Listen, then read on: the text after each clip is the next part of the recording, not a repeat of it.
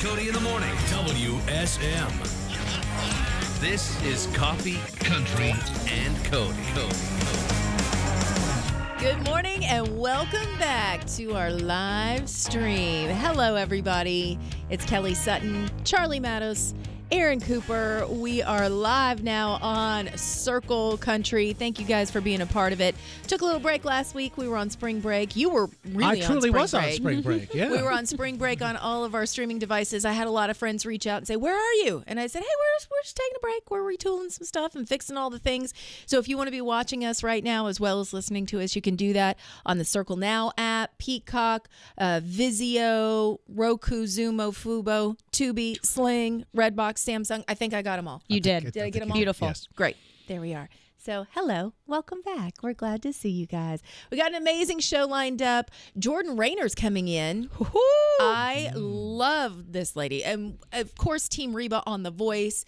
We will never forget watching the audition of doing Reba in front of Reba. And we're going to watch it again. Right. We are going to watch Incredible. it again today. It was incredible. And now out on tour. It's the Straight Shot Tour, going to be playing at City Winery here in town. So we'll talk more about that coming up. Entertainment headlines. I was at the Casey Musgraves album release concert on Friday. That was pretty special. So we'll rewind and tell you all about that. We're talking Florida. We're talking Chicago. No matter where you are, we got you covered. To see a 4-chair turn on The Voice with Jordan Rayner doing Reba 2 Reba, man, nothing is better than Apparently, me crushing it on The Voice is just hilarious. It's so great. It's so You totally wouldn't expect it. I know. I totally did expect it. But the fact that, first of all, I don't know the proper term to say this. It took a lot of chutzpah to do that song in front of Reba. Did you ever have a second, like, where you were like, oh, my God. All the what way up to the count-off. Oh, okay. I sure That's did. what I wondered. Well, because here's the thing. I didn't know that Reba was going to be a coach at the time that I picked Fancy. Oh. I picked Fancy first, and then they were like, hey, surprise, confetti, it's Reba. And I was locked in like a roller coaster. You're clicking up the hill, and it's like, oh, wait, I didn't go on this ride. That makes it even better. Yeah. I didn't realize you didn't know she was going to be a coach. I did not. And by the time I was singing that in front of Reba, the train had left the station, Yes. and my hat had blown off in the theme park. That's where we were. What a ride. Yeah, That pretty it much was. sums it all up. Yeah. And you brought Kristen Brown, Team Gwen. I love this. This is a big old voice reunion happening right here. Listen, we trauma bonded over blind auditions. When we have been friends Trauma ever. bonded. I love You that. have no idea. I mean, I was about to sing for Reba. She was about to sing Carrie Underwood, which is her idol. So There was a lot going on at the moment. there was a lot. Well, but how did you guys, did you just kind of see each other and go, country, all right, let's talk? Or how did that all come We about? met at a Denny's. Yeah, pretty much. Where all the hold best on, I'm friendships good start. friends. I'm going to write Oh, this yes. song. Oh. We met at a Denny's. All Okay. the quality friendships started. That's then. right. And as you might could tell, she's the extrovert. So she found me. Love it. And like a puppy, she's like, you're mine now. And I just said, okay. She played one Brandy Clark lick on the guitar and said, "Is that Brandy Clark?" And we became best friends. Well, Instant. let me just tell you, if there was somebody that could bring us all together, it's Brandy Clark. Hey, Brandy, if you're listening, I love you. We love you, Call Brandy. She's amazing.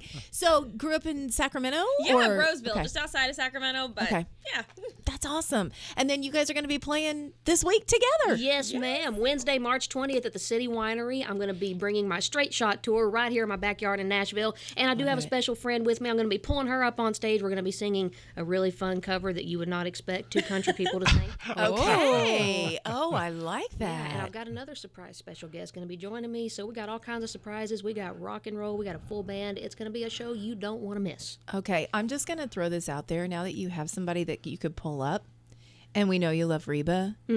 Does he love you? Oh, Come on. listen. Okay, so let me tell you. A little Linda. You can bring the Linda Davis version. it happened. So when we were approaching the lives, I'd gotten all the way to the semifinals, and I was one round away from potentially singing a duet with Reba. Like, that was the next round, and so I had to brace myself, and I was terrified they were going to give us that song. And then Were you really? I was. I was like, Jesus, if you were there, I'll go to Africa.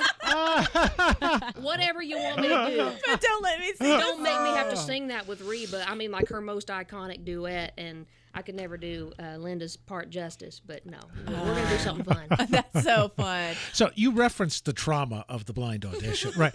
I'm actually curious though, because number one, you've got cameras and there's all the TV lights, so there's the stress of that.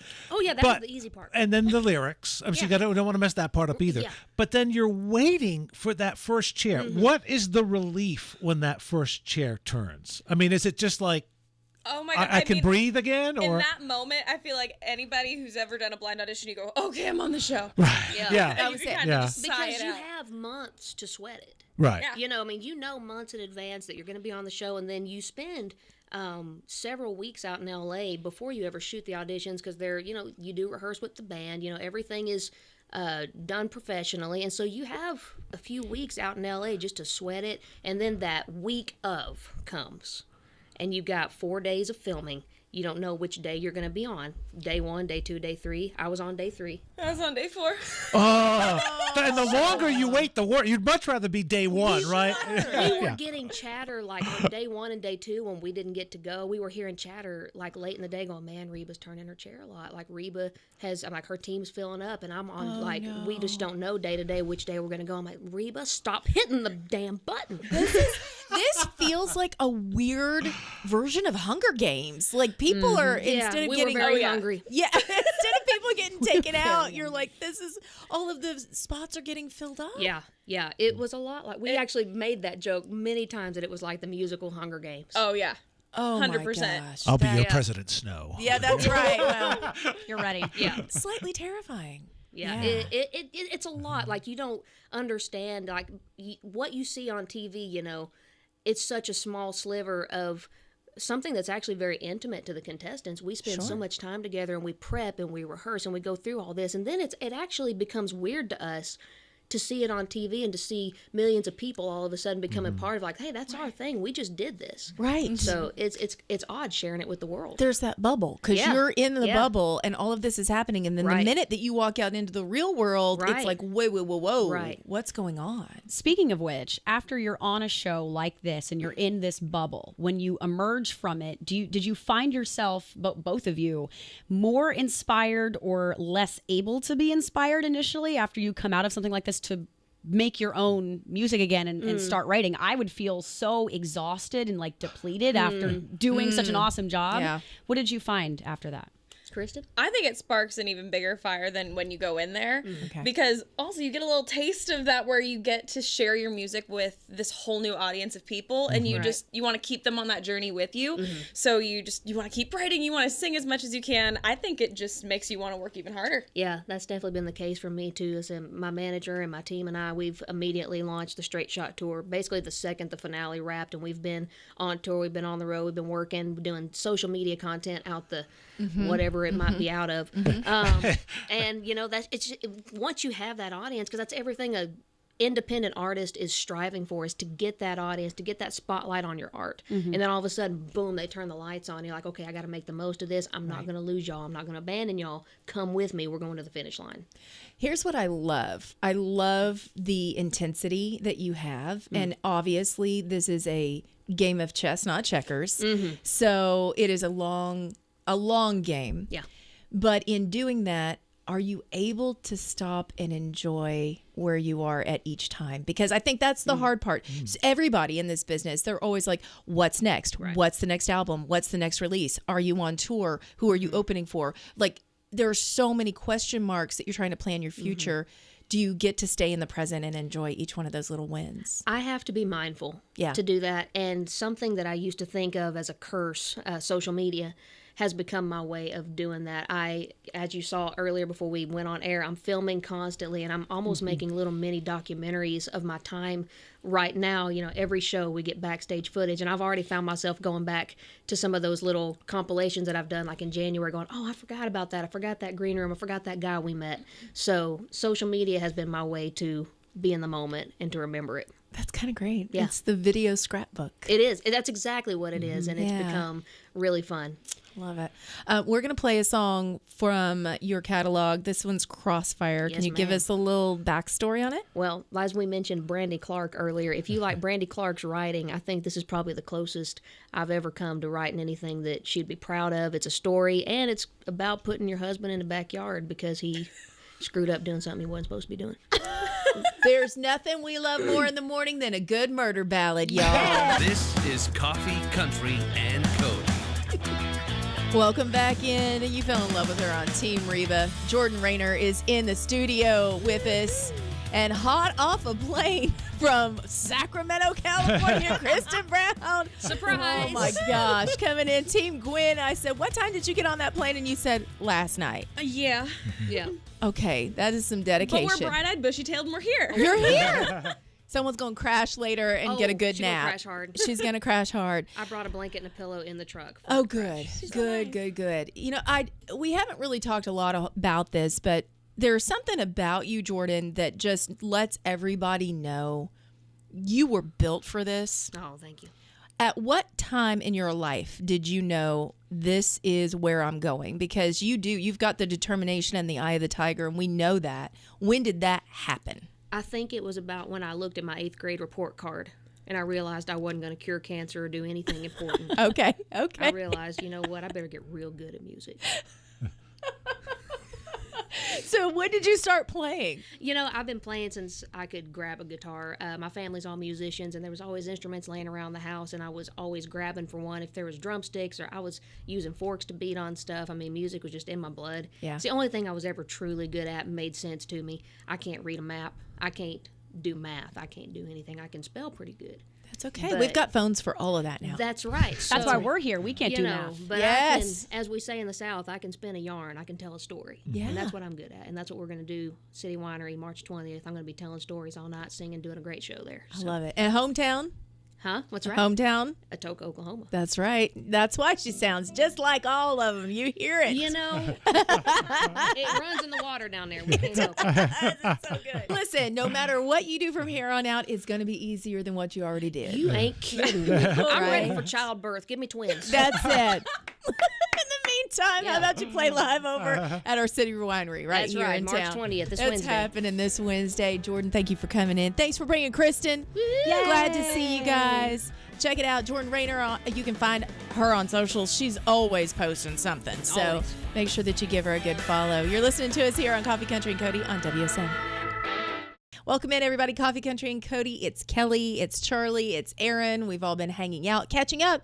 We haven't seen you in a while because you were gone on vacation. Yeah, we were down in Florida for Yeah. a week.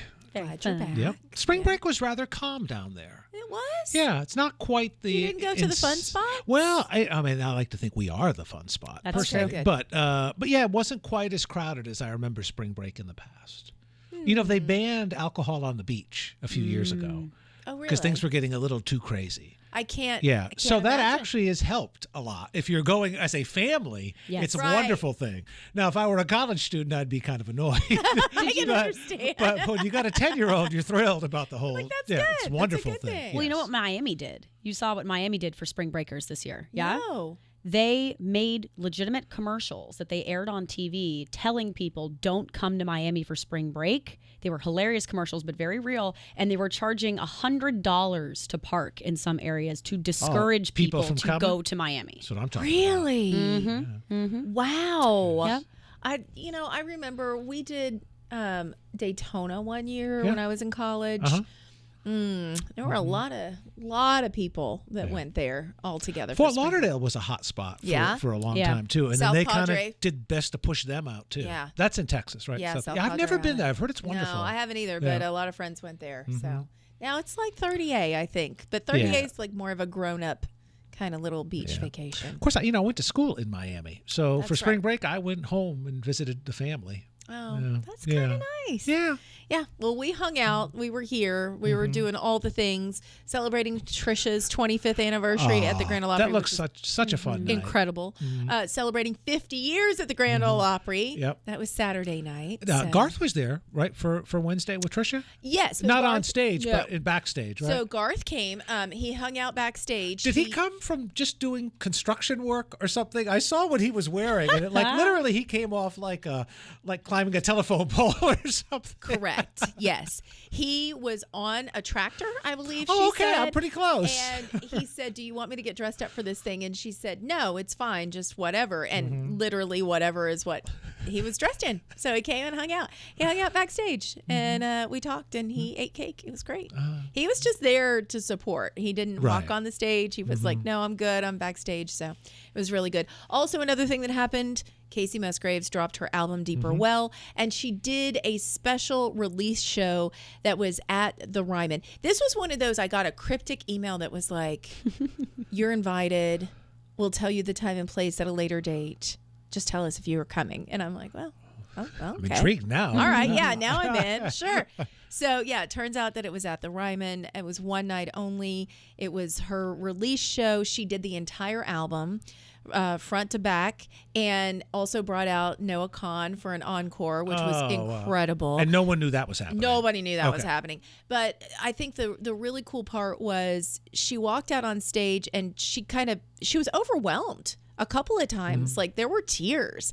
And at one moment she just said how grateful she was for all of her fans. Here's how it's happening. Even though the top of the set would kind of negate what I'm saying, I definitely feel the most grounded and peaceful and happy that I have ever been in my life. So these songs are just a representation of that. And as always, I just appreciate, that I have fans that are cool with me wanting to experiment. Like the last record was different and it was fun for me and I got to do that. And this time I'm maybe a little bit back to, the center of kind of what you know about me. But either way, thanks for going on the journey with me. There we go. Thanks for being on the journey with me. So yeah, Deeper Well is out. It has 14 tracks. And she did a special track release that she snuck out last night. I woke up this morning, or it was super late last night. I don't know if it was last night, before midnight, but she released another track. And I don't know if it was just a surprise or one of that's on the vinyl or what it is, but there's an extra bonus. I did go to the merch stand, and yes, I did get the vinyl to take home. They're doing different colors depending great. on they're beautiful prints. Yeah. Yes. And she had some really cool merch, too. Can I trade you one of my vinyls on my vinyl wall to borrow Casey for a little while? You'll have to fight Reese for it because I took it Reese. home. You'll lose. I know. I will lose. And this is a really cool story. One of my really good friends that lives in California is a huge Casey fan. And when I was talking to him back and forth, I bought Reese a record player for Christmas a couple years ago. And he said, what vinyl does she have? And I said, well, she's just got my collection, which she probably doesn't really want to listen to. And so he sent her Casey Musgraves' Golden Hour. Aww. And so that was her first vinyl that she had in her collection. So, of course, I had to go get the other one. I love that. Yeah. So it's pretty special. Also, 50th anniversary of the Opry House. We mentioned it. Congratulations to everybody involved. It was an incredible night. Jeannie Seeley coming in best dressed. She got the best dressed award.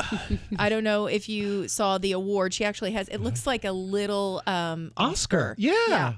So here are the ladies backstage if you're watching on any of our streaming devices this morning on Peacock or Roku or, of course, on the CircleNow app. Crystal Gale, Jeannie Seeley, there is Connie and Mandy Barnett. And Connie, Jeannie, and Whisper and Bill were all there 50 years ago when they opened the brand new Opry House. Yep. And Bill Anderson did a duet on the video screen with Roy Acuff. Oh, that's so cool. Yeah, of a song they did 50 years ago. So it was just, it was just incredibly well done. And everybody seemed to have a great time. Oh. So win-win. Yeah, well done. Yeah. Well done, and now we're just around the corner from the 100th. 100 About a year and a half. Oh. Yeah. It's going to be a really big to-do. Don't go on vacation that week. No, I've been warned about that. Okay, good. Yes, I had that. This is Coffee, Country, and Cody. Up next, she's an incredibly successful actress, comedian, originally from California, but we're proud to say she's a Middle Tennessean now. Welcome, Angela Johnson Reyes. I'm not even in country music, and I get the honor of having an Opry debut, it's really, really special. And I'm just very grateful that I was chosen to do this. I'm Angela Johnson Reyes. Thank you guys so much. Have a good night. Angela Johnson Reyes. I just worked with her this past week. She is so funny. So funny. If you want to watch her Opry debut, as well as many others, you can go to the YouTube channel for Opry. Just search it out on YouTube. They've got tons of them up there. You can also watch Herb Alpert making his Opry debut at the ripe young age of 81. 81. Okay. Yes. Yep. Megan Patrick was there. Moon Taxi, Artemis Pyle, all your favorites. The first time they step into the circle, it's all right there on the YouTube channels. Coffee, Country, and Cody on WSM. Welcome in, everybody. You've got us right here, Coffee, Country, and Cody. We are streaming around the world on all the apps, including Peacock and Country Now. And we just welcomed him into the studio. Braison, it's good to meet you. Braison Cyrus. Nice to meet you guys. It's good to see you. A unicorn. You're born and raised here, right? Yeah, a little bit down in Franklin. Yeah, okay. Yeah. That's good stuff.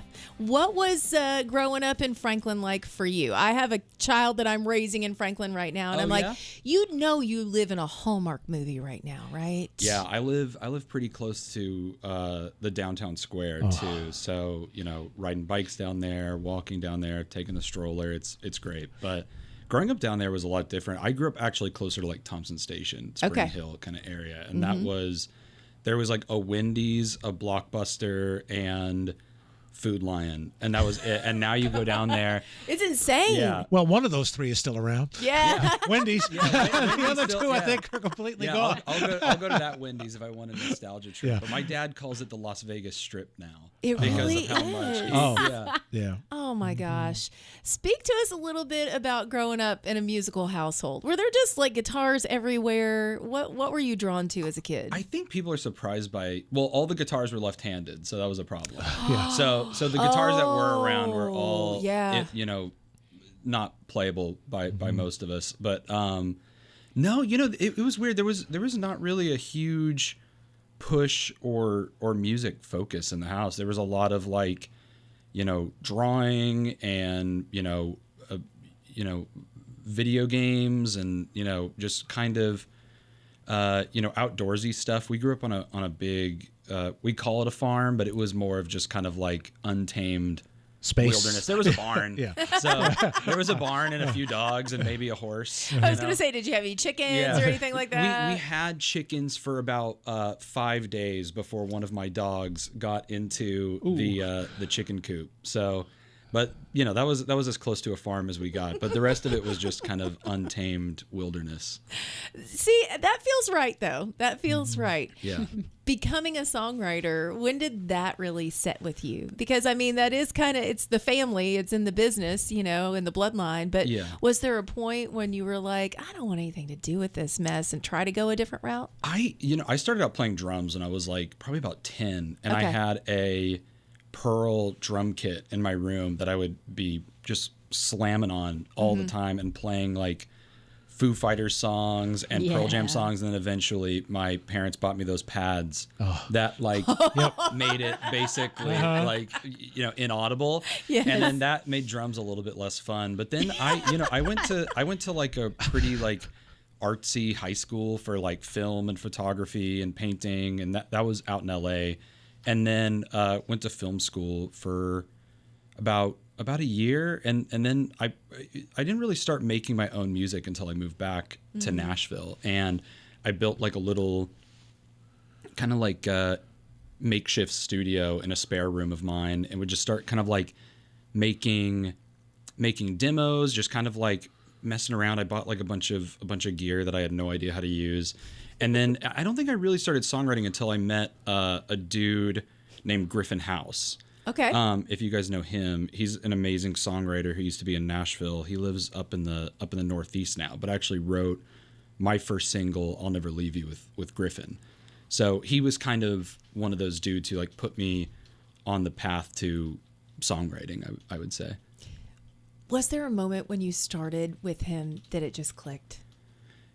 I think think it probably wasn't until after we were done and I was listening to I'll Never Leave You back that it clicked. But he's a great friend of mine, and you know, I've got to go pay him a visit up in the I thought you were going to say I got to go pay him. I was like, oh, okay. Probably that too.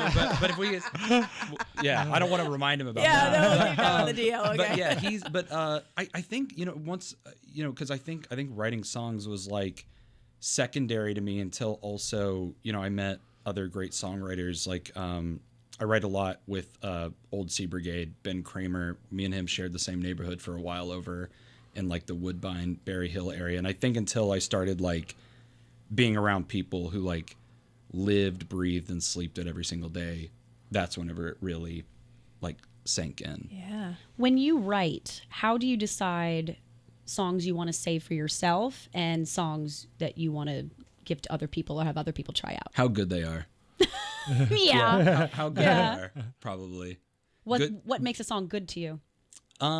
If I write it in under an hour. Because that's how you know all the best songs, like I'll Never Leave You, and some of the songs that I've written, you know, whether I'm writing it by myself or with Ben or Griffin or whoever, if it just kind of like flies out in an hour, you know that it's really good. But then also, it either takes an hour or it takes like 3 days. Sure. It's like one or the other. But that in between, if it's an hour and a half, 2 hours, one day, it's like, I worked too hard on this. I thought too much about it, but it became too precious. Yeah, if you can like let it all come out in like an hour and then perfect it over the next like, you know, week or two, that's how you know it's good. So I grew up an only child. No, I have no creativity when it comes to writing songs. But as an only child, I would think if I did have any creativity in that, I would want to keep it all myself. I don't know if I would enjoy co-writing. You know, I think that would be an acquired skill for sure. I heard Bill Anderson once say, well, you know, Picasso didn't co-paint.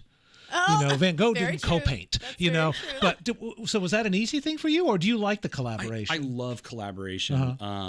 I you know, I feel like my album Javelina was a collaborative effort, and then also whenever I was in art school, that was a huge part of it. It was like, you know, there was no projects by yourself. It was calling in favors from other classmates, you know, that made, you know, you knew you couldn't get anything done by yourself. Right. Yeah. Yeah. How different would your music be, maybe just your life be, if California had stayed where, I mean, if you'd stayed out, if California was home? I think I'd be less, in a weird way, sociable. I think that like moving to California and meeting different people, because I mean, Nashville's changed so much in like the last, you know, 10, 15 years. But whenever I was a kid, you know, people with different life experiences from me were not, weren't as common. And so moving to LA and meeting people that were just from like very different ethnic backgrounds, circumstances, whatever, it made me a more sociable person that could, you know, relate to people who didn't just grow up in Franklin going to the Wendy's and Blockbuster. It was an experience that, like, you know, you were sharing ideas, you were sharing cultures with people, and I think in a weird way, it made me, you know, just more sociable and more understanding of people. So, how was approaching sharing your music with Dad? With Dad, he's sick of hearing all of our music. He's like, look, I've heard it all right. But I think with my dad, I think it's I think as a dude who writes songs, I think that he and I have more of an understanding between each other. Me and my dad used to play, like, even whenever I didn't even want to do music as a career. Me and my dad would play guitar together late at night. Now, granted, he would make me learn all of his songs. We would just be playing his songs. You can play Achy Breaky Heart right That's now. That's the only one I don't know, to be really? honest. Yeah, oh, no. That's iconic, actually. He would be like, that's the only one I couldn't play off the top of my head. If I had a few minutes, maybe I could get it. But, but we would stay up playing a lot together, and I think, like, I think I'm the only one, or also maybe my older brother, but like I'm the only one where he like taught me how to do it. And so I think that might give him kind of a different insight into what I do particularly. I think you'll appreciate the story. I have a 10-year-old at home, and very rarely with a 10-year-old are they ever impressed by anything that their parents do, right? But one night at the Opry with your dad, I came home and showed Jackson the little video, and he goes, "Daddy, you know the Old Town Road, man." And I'm like, "Damn right I do, son." I have an 8-year-old nephew, my wife's nephew. Well, I guess he's my nephew now too. But he, I came into the family after he was born, and that's all he asked me at our wedding. Old Town Road. It was Old Town Road. Yeah. I'm like, he had a whole life before that. He had no idea. Gosh. Well, we're gonna play a song right now. This is Blackwater with special guests that you wrote. Do you want to drop who's part of this? Yeah, Steve Earle. Yeah, good. That's another person who I'm connected to because of my dad. But blasting Copperhead Road, driving around Franklin at night is the main reason I wanted him on this. Yeah. So. What a brilliant guy, though, huh? Yeah, So very, smart. very cool dude. Coffee, country, and Cody. Welcome back, everybody. We're talking with Braison Cyrus. He is about to start a residency at AB in Hillsboro Village. That is local here to us in Nashville. If you haven't been over to Hillsboro, you need to go. Go for the pancakes, stay for the music because it's a good time. That's where everybody goes, right? Pancake Pantry. A line around the block right over there. And you're starting this residency coming up this Thursday. What was the idea behind doing a residency there? Have you thought about, I just really want to play at a certain place, or they approached you? How'd it happen? So I haven't done a live show in a while, after having my boy and everything else. It was just kind of, and spending so much time writing. After meeting Marcy, I just the owner of the AB, I just we hit it off, and we just started talking about doing a couple shows, and then the idea of a residency came up, and then I just started having all these ideas about like how I wanted to do a show, and I'm a dad now, I'm married, and I don't spend a lot of time going out to other clubs and late at night, and I kind of want to like sit down in a chill space and like watch a show like the one I'm trying to put on. So I was trying to make a show for that I would want to see. And so those are the shows we like. Yeah. Oh yeah. I mean, I could still stand for 3 hours if I have to, but I prefer not to. We prefer not to. I envy you for And that. if I can go home and actually be in bed before 11, better, even better. So those are two major life events. Yeah. Marriage and fatherhood. How has that changed writing? It changed writing not so much, but the schedule that I'm writing on, it affects that a little bit. Well, it affects sleep for sure. It affects sleep for a while. My kid's a pretty good sleeper, to be honest. But honestly, it was a little crazy because like we got married in November of 2019, and then honeymoon, and then the world 3 shuts months down later. COVID, and then we go through that, and then in October of 2020 we find out we're pregnant, and then later in 2020 we move, and it was a lot. And so I think in a weird way we're just now kind of starting to get back into like what is life in like a normal way. Yeah. And your son has the cutest name. It's Bear. Little Bear. Cyrus. Yeah. Oh, that's kind of great. But he's a giant kid. Is he really? Yeah. We're all in my family like long legs, tall. Yeah. But my son, even whenever we were kids, we were always super tall for our age. My son is like inches taller than me. I'm 6'4", and my son is taller than I was as a kid. Really? And, my mom's like granddad was like 6'8". Oh my gosh. Now I'm like looking at him like, oh God. And I'm looking at his shoes, and I'm like, oh God, he's going to be taller than me, and now I'm finally going to know how my dad feels. How tall's your dad? How tall's Billy Ray? He used to be like 6 foot, but he maybe 6'1". On his basketball card, it says 6'1" and a half, but yeah. he's actually 5'11". He's shriveled a tiny bit, so he might be hovering around like 5'10", 5'11". He's calling in right now. Yeah, these days. Correct the record. It is amazing, though, how fast they outgrow stuff, though. Yeah. I mean, you got to buy stuff all the time. Constant. That's the most expensive thing for us. Like diapers, Yeah. everything else. It was like, this isn't too bad. But once he really started like growing, it was like, okay. Shoes kill you. Shoes. Yeah. It's outrageous. Yeah. Vans are the only thing that will fit him. So we go to like the little van store. Oh, yeah. That's what I'm talking about. Cute. Well, they got one at Opry Mills. Just stop by on your way home. Yeah. I love it. All right. Well, you brought your guitar. We'd love to have you play. You're going to play a live one for us this morning. Back just a hair. Do it. Here we Now, go. you teased Perfect. I'll Never Leave You. Give us the backstory on this song. So this is the first song I wrote with Griffin House back in 2017. This was probably about a year after I moved back to Nashville from LA. And, you know, I wrote it about, especially like the opening of it, I wrote it about Noah, because she, you know, I was packing up my U-Haul and she was about like 14 or 15 and she like was crying, being like, don't move. I was like, I bought a house. I've got to move. Yeah. And so, you know, the especially like the opening part of the song was really written for her, but then it kind of started becoming about like everybody that we make those promises to. What did Noah say when you sang that to her the first time? She may have actually heard it for the first time whenever I did the Tonight Show. And I don't think I've ever really made it so clear that especially the first part of that song's about her. So if she's listening now, then maybe now she knows. Aww. That is the sweetest thing ever. Oh. See what we missed out on being only children? We didn't You were have. both only children? Yeah. We're all of only us. children. Yeah. I mean, Welcome to the nation. I've Yeah. got a lot of brothers and sisters. I keep count. There's too many. Hey, congratulations on everything Hey, happening thank for you. you. Yeah, That's appreciate it. amazing. Of course, we're talking about the residency that's going to be at AB in Hillsborough Village.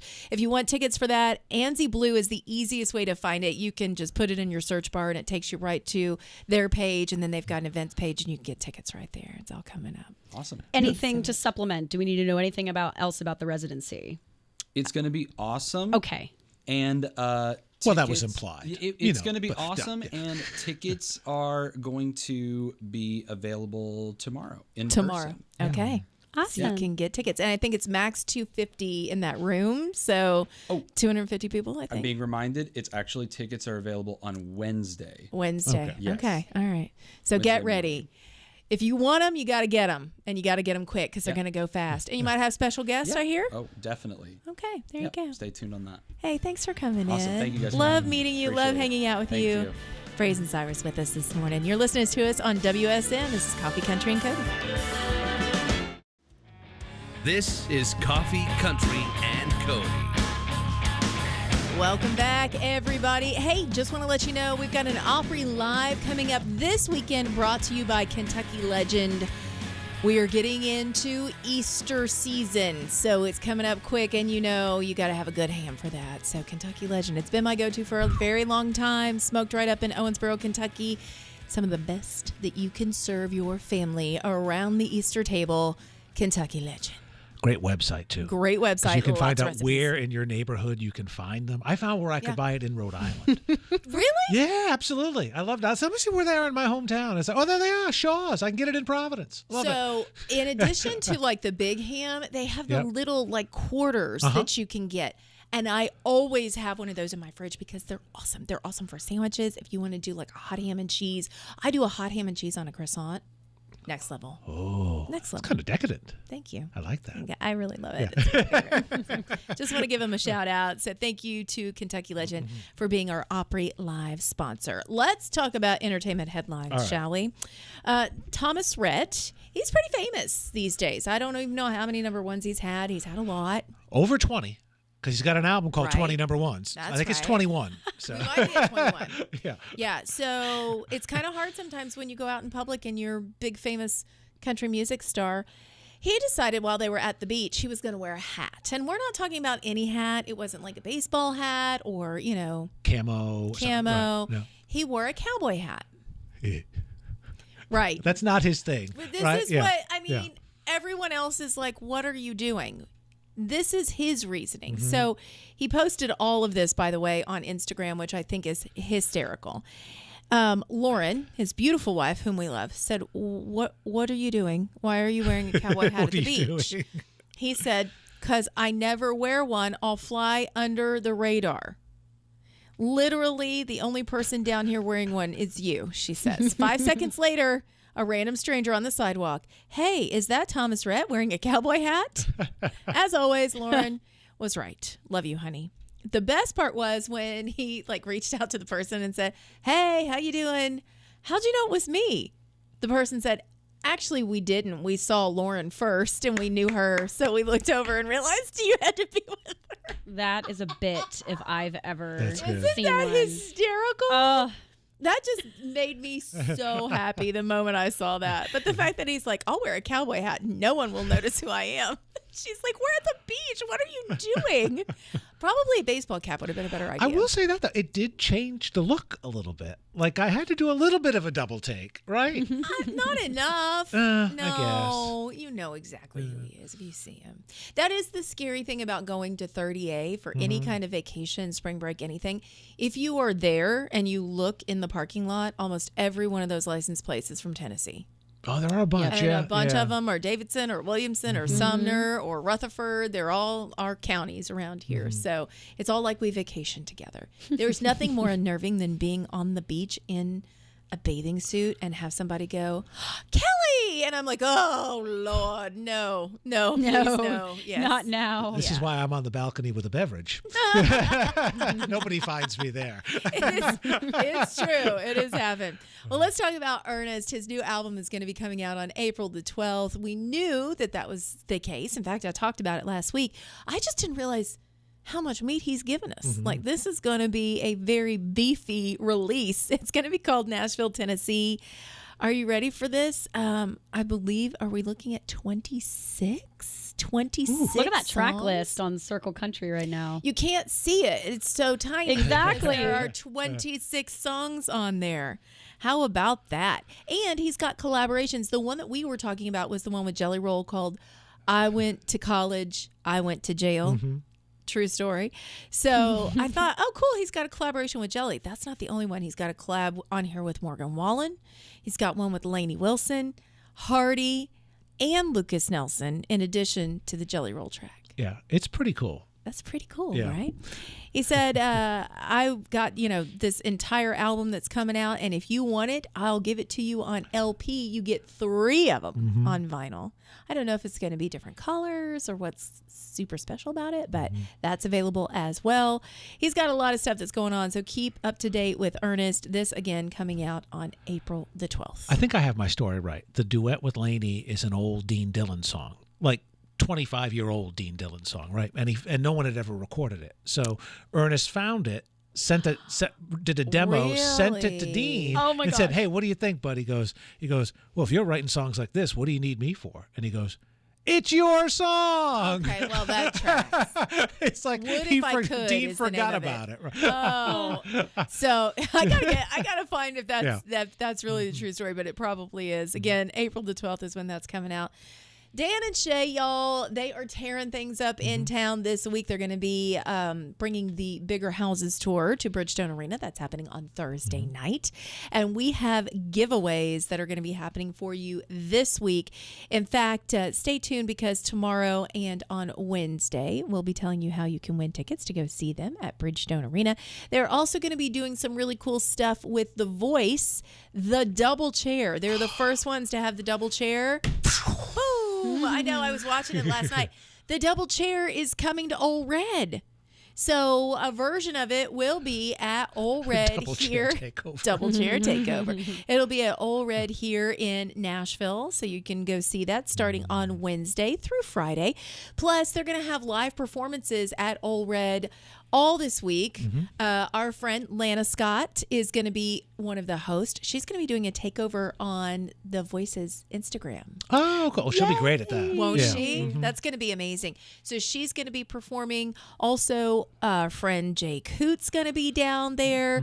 Alexandra Kay. Huntley, who was on last year, will be there. Morgan Miles, Pete Rose. We love you, Pete. And Worth the Wait. They're all going to be performing live at Ole Red here in Nashville. So if you aren't here, get here. And if you are here, make plans to get down there. And you can be in the double chair. Hit the button. Turn around. I want my photo taken in the chair. It'd be really fun. Yeah. I took a picture with Blake's chair. I know. I didn't. They wouldn't let me take it. They wouldn't let me sit in Blake's chair. They didn't let me sit Oh in no! it. What did you do to make them prevent Well, you? it was behind glass at the Country Music Hall of Fame. That will Then when they had prevent the you. Blake This exhibit. one was literally. Well, I just would have gone sad in that. They brought it to Ole Red, but it was being put somewhere, so it was over like by the elevator. It was just sitting there? just sitting there, and I'm like, that looks like Blake's chair. Thank you so much for Jordan Rayner, who stopped by this morning, and she had Kristen Brown. They're going to be over at City Winery, and also Braison Cyrus. I love talking to him. Yeah, first time And meeting hanging him out for with me. Great. Yeah, me too. Really enjoyed that. He was Very fantastic, and fun. he's going to be at AB in Hillsborough Village here on Thursday. Guys, we are 1 minute away from the Country Music Hall of Fame 2024 inductees being announced. Of course, I will have all of that for you tomorrow on Coffee Country and Cody. Yep. Any guesses? I know. Kenny Chesney, Clint Black. Okay. What do you Well, we think? said Toby Keith. I think Toby would I'd be at the top definitely- of my list. Yep. Okay. I don't know. We'll find out here in 38 seconds, and we'll tell you tomorrow, everybody. Thanks for hanging out with us right here on Coffee Country and Cody. Come back and see us tomorrow. We'll see you then. Bye. Hi.